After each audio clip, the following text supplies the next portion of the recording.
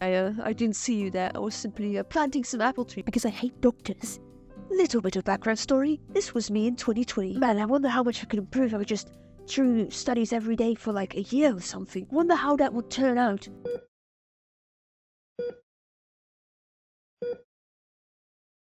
Okay, so how did I get here? So in my last video, I mentioned that before I started doing my master, I suddenly got a job and I injured my hand. But it's more accurate to say that I injured my hand at the job. So essentially, in my third year of college, I had an internship, and then at the internship, I went to the main boss man, and I said, could I please have a job? And then they gave me an innovation test, and I thought that they didn't accept me because they didn't talk to me for like 6 months. And then suddenly, in the middle of my master, they were like, no, you've been accepted. And I was like, thanks, I already paid my tuition fee.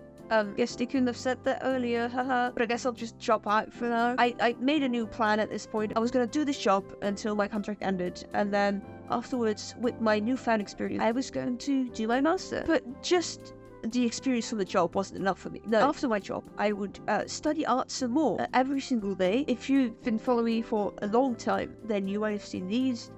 Those were the studies I did, then suddenly they stopped. So at this point, basically, my life kind of looked like this. I wake up 7 o'clock, I'd do some studies, then I'd go to work, I'd animate all day, and then I'd come home, and then I'd draw some more, and then I'd go to bed. That looks like a fine work-life balance. I wonder what could possibly go wrong here. I told my teacher about this, and he said that I shouldn't do it because I was going to get mentally burnt out. And he was wrong. I didn't get mentally burnt out.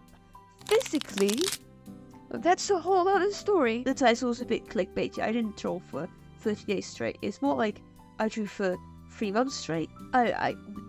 So apparently I stopped on day 69, which is very humorous but also very sad. One day I woke up and my body said, you know what, I'm going to quit on you today, specifically. There was no build-up, there was no slow increase of pain over the course of months.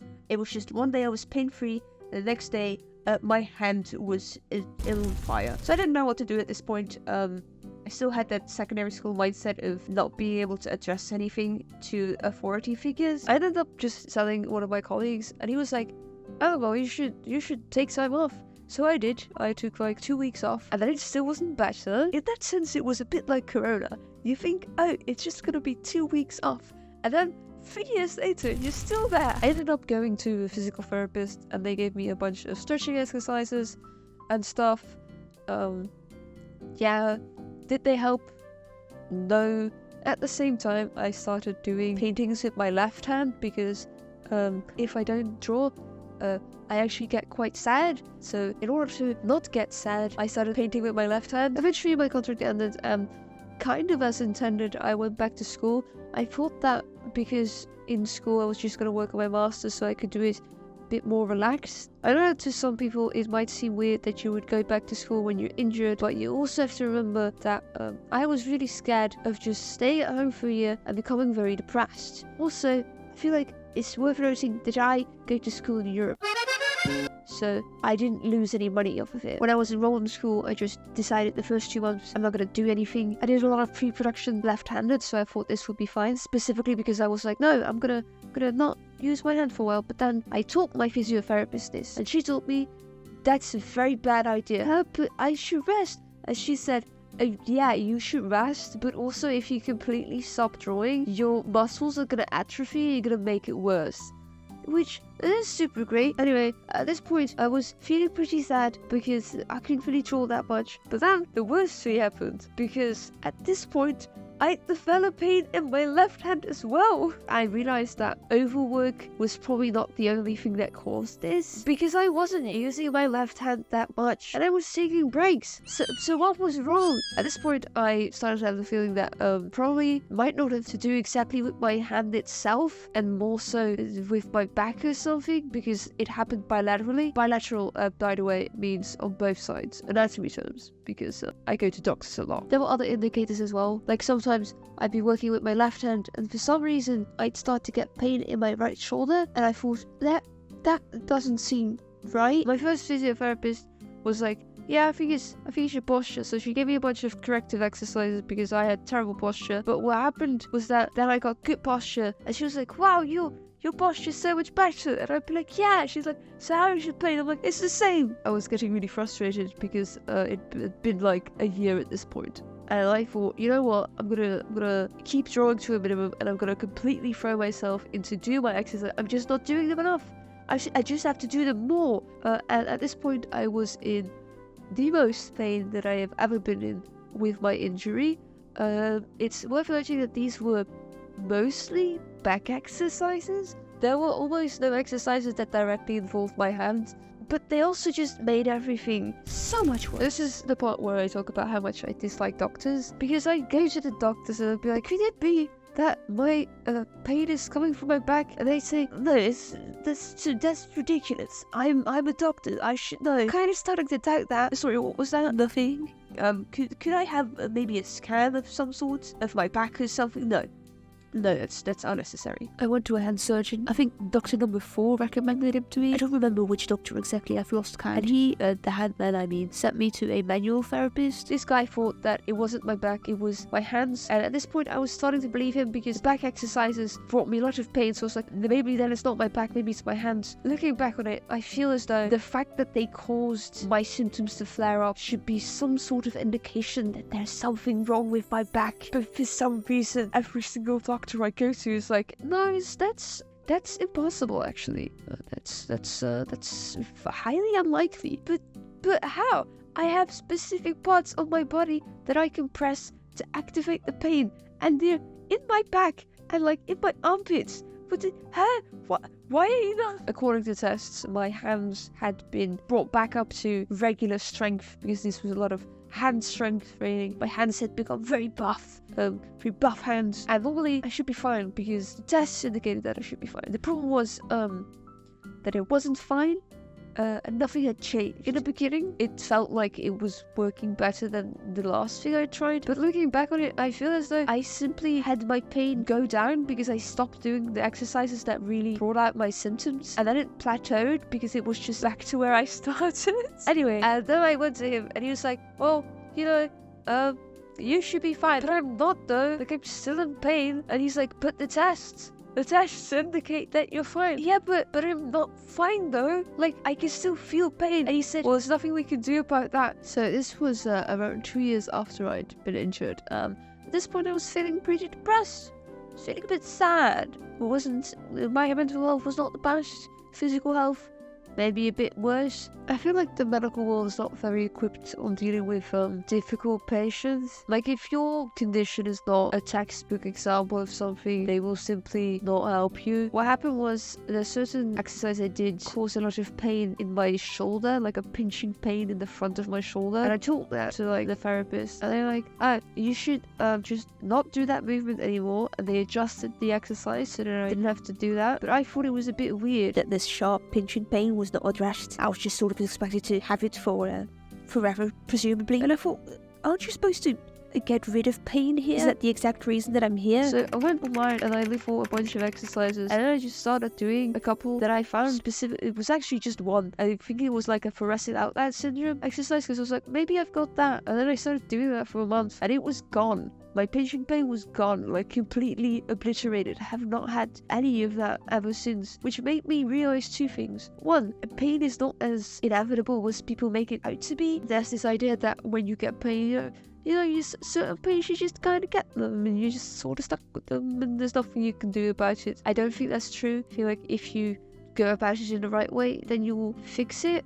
I just haven't really found the right way because I'm not a fucking physical therapist.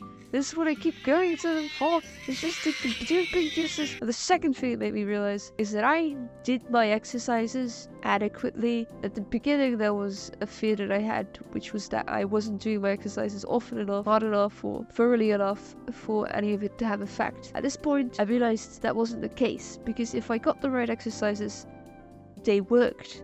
Because I did them regularly. There's also an assumption that doctors make, because I went to 4 different doctors at this point, and 2 of them were like, well, you do have to do your exercises. And then, I'm not the most sporty person, so I would assume that maybe I'm not doing them enough. Maybe I'm not doing them correctly. But I think I was, because if it wasn't, then they wouldn't have worked in that specific scenario, right?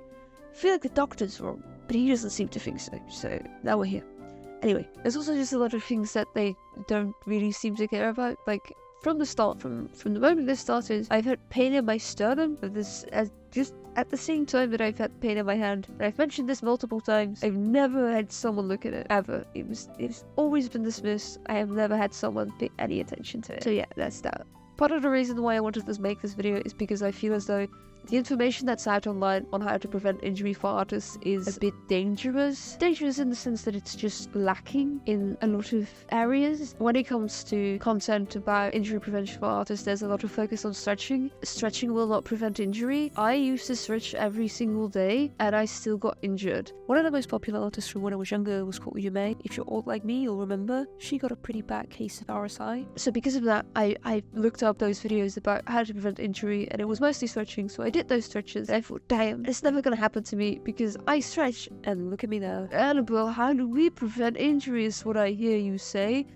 I am not, I'm a liar. I can't hear you say shit. I'm just kind of imagining that you're saying it. But I'm glad you didn't ask, because I'm going to answer. So as I said, a lot of stuff online about injury prevention is about stretching and not so much strengthening. I've been doing yoga, which I hate, but I have to because it's one of those things which you can do without hands. It's having to do a lot of exercise because you can do exercise with your legs, and your legs aren't your hands. I was strolling around and there was this one creator, she was talking about how she got an injury in the butt. She called it yoga butt, which sounds funny, right? But it's actually hamstring tendinopathy, which sounds far less humorous. And she explained that the reason she got this injury was despite the fact that she was doing so much yoga, her muscles were very weak. And I feel like that's something that we need to remember. A stretched muscle is not a strong muscle, it's just a stretched muscle. And while stretching is very important, if your muscle is weak, it is still prone to injury. The inverse can be said about a lot of like powerlifters and bodybuilders where they strengthen a lot and they never stretch. And because of that, they are also more prone to injury. And it's that lack of attention that's given to strengthening in artist spaces that I feel leads to a lot of injury. You need to strengthen your arms and your hands specifically. And there's a number of ways to train your hands. This is one exercise that I got when I was going to physiotherapy. And I had this ball weight. You can use a dumbbell. I would suggest going with a very light weight at the start, maybe like half a kilo or less. And then you simply try to create shapes on the wall while keeping your wrist in a neutral position. This is very important. You're not allowed to slouch your wrist because then you're just going to put extra pressure on it. You're trying to train your muscles here, so you really have to use the muscles of your lower arm to hold your wrist steady. Another one is this clamp thing. It's you squeeze it and it gives resistance, and that builds up a lot of muscles in your hand. I also have this one. It's like a rubber circle thing and you squeeze it and it does the same thing. These are all great exercises to strengthen your hands. I'm gonna put some more exercises in the description because obviously I'm not a doctor and I'm not gonna explain this as well. But if you are an artist, you want to be an artist for a long time, you should be strengthening your hands at least once or twice a week. It doesn't have to be that long, but you need to do it. The other thing that's not talked about as often is posture. So if you're like me and you're an artist, you know, you draw a lot, you might be a shrimp,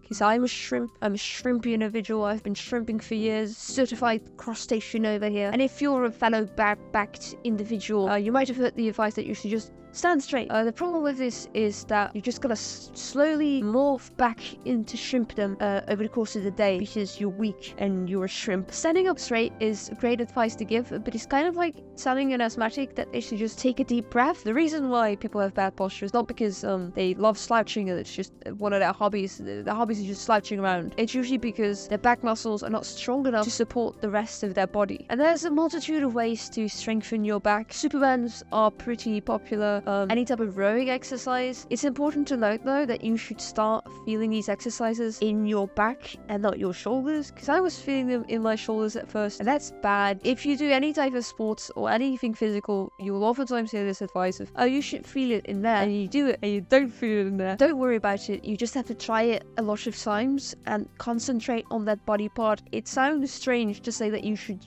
mentally concentrate on the body part that you have to activate, but it works. I mean, it doesn't work perfectly, but it's the only way I found to get it to work, and it will usually take a couple of tries to activate the correct body part. Again, as with the last one, I'm just gonna also put some videos in the description that show you a bunch of exercises to strengthen your back muscles and to correct your posture. One thing that really helped me was physiotape. So sometimes people who want to correct their posture, they'll resort to these sort of posture harnesses, and I wouldn't say that they're wrong necessarily. No, actually I am saying that they're wrong. Problem with these harnesses is that they keep your body in the correct position, but you're not really training your muscles to maintain this position on their own. This is why physio tape is better. This tape isn't strong enough to keep you in this position. However, because every time you're slouching, you will sort of feel it pull on you, it will remind you to stand up straight. But you just said correcting your posture, it didn't help. The thing about it is that, how should I you know when you're making a painting and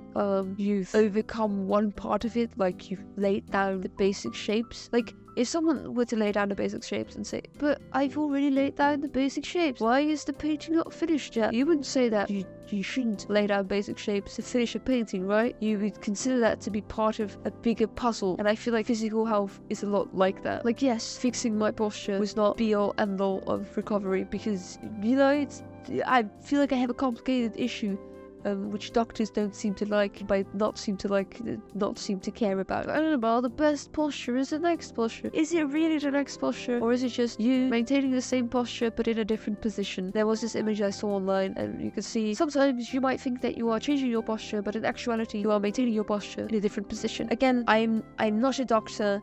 Take this with a grain of salt, maybe ask an actual doctor, but part of the reason why I'm making this video is because doctors have been so useless for me. Maybe they were useless for you as well, in which case, yay. And by yay, I mean, oh. There's also just the standard stuff of taking breaks and stretching. In general, you should just be doing exercise, but I feel like any type of ailment that you look up in any context always has exercise as a cure. Exercise helps against everything, apparently. I also feel like a lot of people forget that you need your hands for a lot of things. I've had a lot of people tell me, oh, I won't get injured because I don't draw as much as you. But then they play video games and type and do all of this other stuff all day. I'm like, you're just as prone to injury as me. You just do different things, but you're still using your hands for it. Originally, I sort of wanted to make this video after I'd recovered, but it's been 3 years and it's gonna be 4 in February, so I also felt like I had to make this video because otherwise a lot of the things I do don't make a lot of sense. Like, why do I use a plushie instead of